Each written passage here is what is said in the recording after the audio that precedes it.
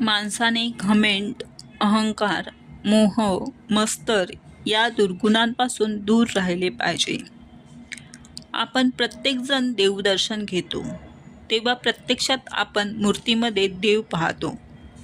ती मूर्ती दगडाची असली तरी तिच्या डोळ्यातील भाव, चेहऱ्यावरील शांत हास्य, दागिन्यांची नक्षी आणि पोशाखातील बारकावे आपल्याला मंत्रमुग्ध करतात. हे सर्व त्या मूर्ती घडविणाऱ्या कारिगराच्या कौशल्याचं प्रतीक असतं.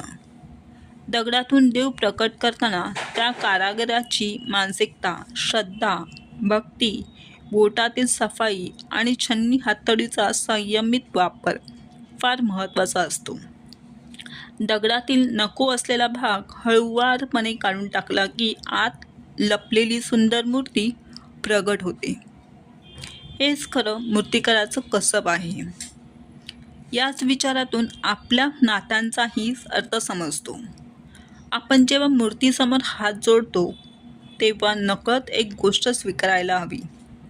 आपल्यातील घमेंड, अहंकार, मोह आणि मत्सर हे दुर्गुण जर बाजूला केले तर आपल्या आतला सज्जन माणूस प्रगट होईल.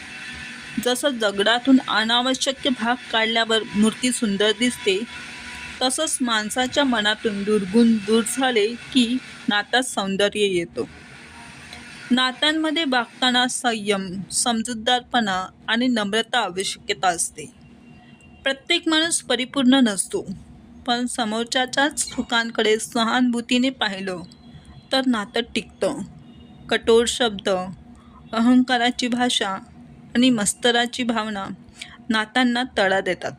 मात्र प्रेम, संवाद आणि आदर यामुळे नाती अधिक मजबूत होतात.